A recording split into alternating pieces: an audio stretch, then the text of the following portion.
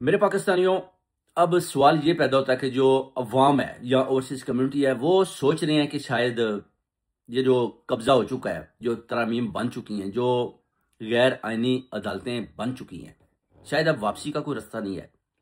शायद कोई चीज़ें अब ठीक नहीं हो सकती क्योंकि इन्होंने तो बड़ी मजबूती के साथ पंजे गाड़ लिए हैं और खान के खिलाफ खड़े हुए हैं।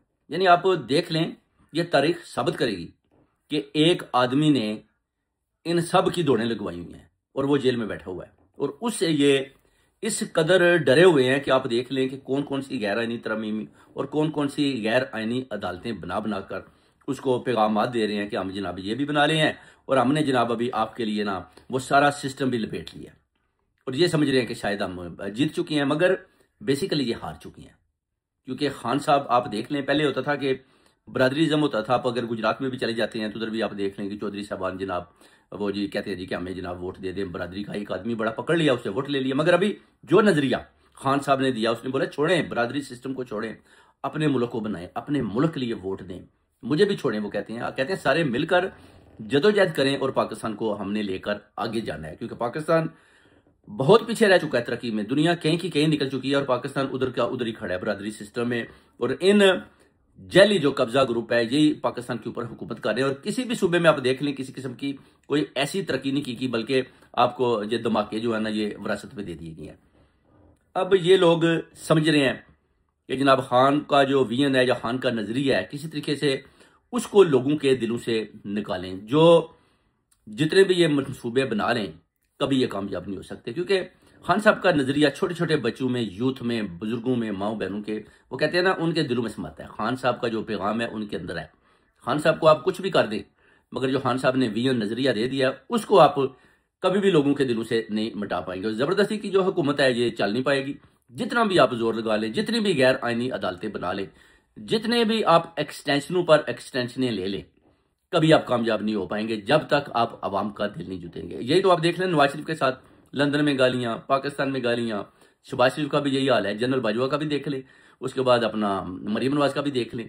इन सब का आप हाल देखें, गालियां खा खा कर इस हद तक ये आ चुके हैं कि इनको अब कुछ समझ नहीं आ रहा। वो कहते हैं कि ठीक है कुछ भी करें बस खान के खिलाफ कहीं हम गिर ना जाएं। इन सबको पता है, आसिफ जरदारी भी डरता है, उसको पता है कि खान बाहर आ गया ना तो फिर हमारी कहानी खत्म है। और ये खेल खेल रहे हैं एस्टेब्लिशमेंट के चंद जर्नैलों के साथ मिलकर। अब खान साहब का हमेशा उन्होंने बोला है कि फौज भी मेरी, मुल्क भी मेरा, और फौज से वो प्यार भी करते हैं। मगर वो कहते हैं कि हमें सिर्फ और सिर्फ एस्टेब्लिशमेंट के जो गलत पॉलिसीज हैं उनसे, मैं वो कहते हैं कि मैं उनकी मुखालफत करता हूं कि ये पॉलिसीज चेंज करें और अवाम को सामने आने दें। आप जो अपने आपने पंजे गाड़े हुए हैं ना जबरदस्ती के, आप वापस जाएं, अपनी बैरकों में चले जाएं।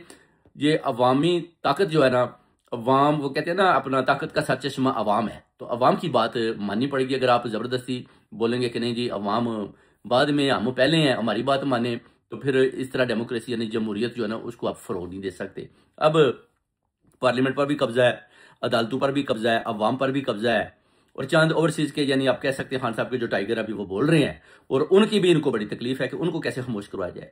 क्योंकि वो तो सही बता देते हैं ना कि जनाब हो क्या रहा है और आगे जाकर क्या होने वाला है। इन चीजों से ये डरते हैं क्योंकि खान का पैगाम तो लगातार जा रहा है ना जी पूरी दुनिया में। आप देखें ना अभी भी प्रोटेस्ट हो रहे हैं, पूरी अपना मगरबी दुनिया में प्रोटेस्ट हो रहे हैं। पाकिस्तान में देखें, अगर ये पंजाब में नहीं भी करने देते तो खैबर पख्तूनख्वा में सुहेल अफरीदी साहब आवाज़ बुलंद करते हैं। उसके बाद जो दूसरे खान साहब के टाइगर हैं वो भी खान साहब के लिए बोलते हैं।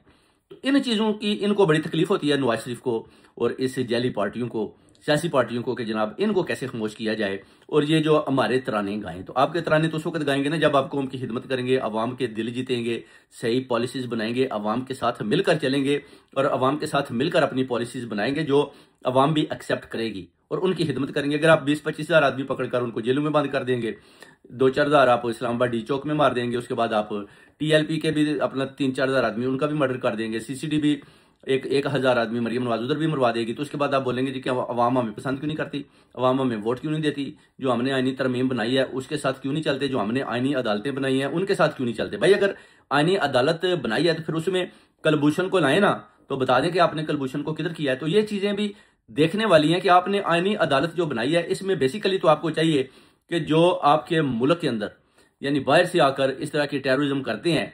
आपको पता है कलभूषण भी तो नवाज शरीफ की फैक्ट्री में काम करता था ना, जो उसने अपना इंडियन वर्कर्स रखे हुए हैं, तो ये भी तो एक बहुत बड़ा सवाल है ना। अगर आपने कुलभूषण पकड़ा है तो फिर आप नवाज शरीफ को भी पकड़ें, शहबाज शरीफ को भी पकड़ें और मरियम नवाज की भी गिरफ्तारी अमल में लाएं।